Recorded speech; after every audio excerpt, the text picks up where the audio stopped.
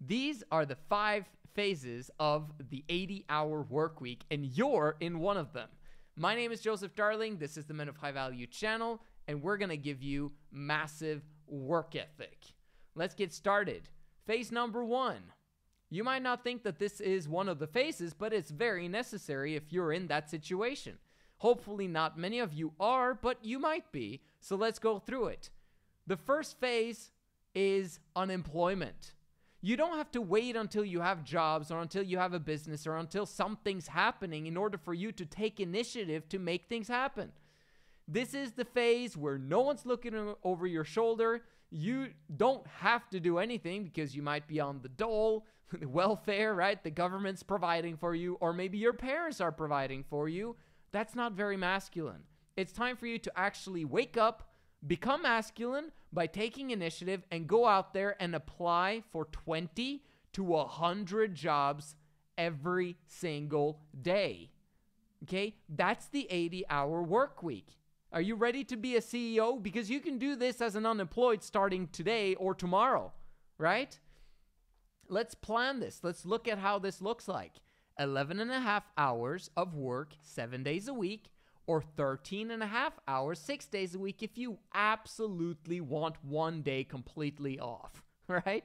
So what are you going to do as an unemployed? Well, if it's online, okay, then it's 10 applications every single hour, 10 hours of that day, right? And then you got an hour and a half in order for you to just prepare, make sure the application looks good, etc., right?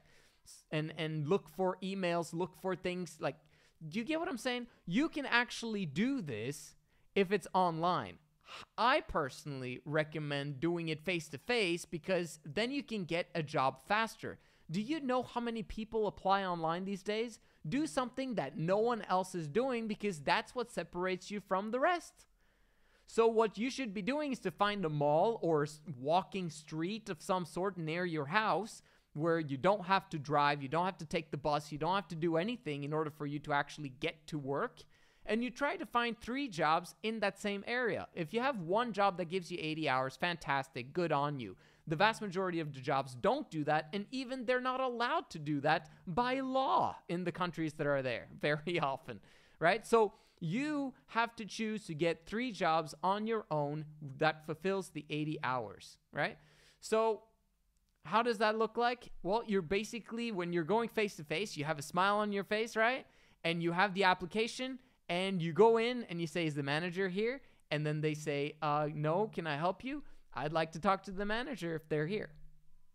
And obviously, if they're not there, then you just give your application and say that you'll come back. But if they are there, then you actually make things happen. You tell them, hey, I'm your new employee. I'd like to get started. Here's my application, and I'm going to be the best employee that you've ever had. Boom, done. If you do that 100 times a day, you're going to have 3 jobs that day. Okay? No one does 100 jobs, but you could if you actually develop the 80-hour work week towards the unemployment phase.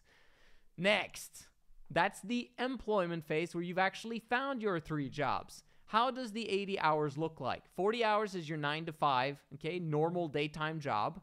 And then you have your Saturday and Sundays completely open. During the Saturdays and Sundays, you want possibly a 10-hour to 12-hour shifts on both days. That would give you another 20 to 24 hours, which means that Monday to Friday, you only need 4 hours every day, Monday to Friday, to make it 20 hours, or 3.5 hours of work 5 days that week. All of this will add up to 80 hours, okay? Approximately, all right? So once you have, this stage is completely different than the unemployed stage. And to be honest, which one's more masculine? The unemployment stage is more masculine because you have to take initiative. You have to make things happen. When you actually find yourself those 3 jobs and you're actually in those jobs and you have a boss now looking over your shoulder, you're no longer necessarily an initiative taker. It's great if you are, but most employees are not. And you can actually get by not really being an initiative taker. Just basically do what you're told and you're going to be able to keep your job. But if you are a man of high value, you will want to provide massive value to your employer because that creates options for yourself.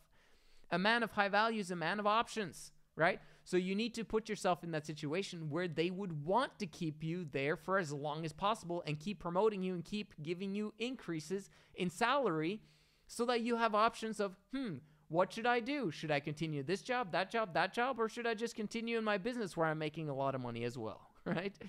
This is the circumstance that you need to put yourself in, and that's the second phase. The third phase is now you having those 3 jobs or the 80 hours from jobs, but then you start your business on the side, your side hustle.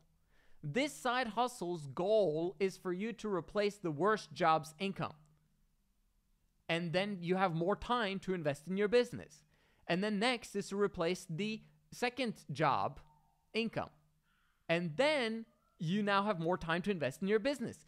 And then eventually, now as you keep up the 80-hour work week, you'll be able to replace your full-time job. And then you're free.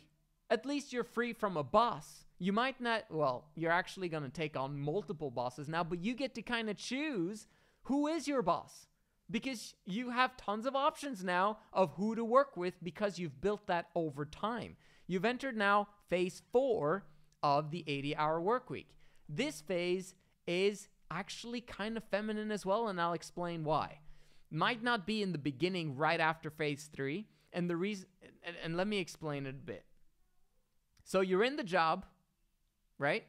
And you now have had to take initiative in order for you to build a business on the side. That's not easy. That takes a lot of extra effort. So you got to make things happen when you're starting a business from scratch. No one's going to look over your shoulder and make sure that you actually do those dials or prepare for the presentation that you're going to make for your business, etc., right? So you actually have to learn the whole game, etc. So it requires a lot of initiative, and that's why it's a lot of masculinity involved with that side hustle. But let's say that you manage to replace all of your jobs. Now you have plenty of time in your business. You still have to be massively initiative taking. But then comes phase 4. And during this phase, it becomes a bit tricky because you develop so many clients and you are having a hard time delegating and hiring the right way. Which means that you're going to be needed in every single aspect of your business. And during this phase, you become busy. This is why I call it a busyness, okay? Instead of business, it's busyness because you're actually probably not getting the results that you want out of your business. At some point, you have to learn how to delegate. You have to learn how to hire and put in systems so that you are not required in the business anymore. At some point, you have to completely and utterly replace yourself. It can still be your baby. You don't necessarily have to sell the business, but you have to replace yourself at some point in order for you to live the extravagant, beautiful lifestyle that you were designed to have. That's phase number 4, where you now are in a situation of kind of femininity because you no longer have to take much initiative because you've got so many clients and so many things happening in your business and people demanding stuff from you continuously that you actually don't have to put in any initiative any longer. Business comes to you continuously, and you have to step into phase number 5. So phase number 4 is kind of dangerous, and this is why you need to keep your jobs for as long as possible and not fall for the trap of having too much time available because you will begin to lose income from your business if that happens. Because you're not going to be as disciplined as when you have the jobs and the initiative taking of doing the side hustle on the side. And I hope you understand what I mean. So you want to get to phase number 5 as fast as possible, where your business is doing its course on its own and you've managed to replace yourself with people that are better than you, right? So this is what I do for a lot of people. I help them. Like, for example, I have a client who's built a fantastic YouTube channel with 1.1 million subscribers. The goal for us is to completely and utterly replace him while still having his face on camera every single video, right? That's a process that is a phase 5 process where you've actually hired out everything else except for your face, right?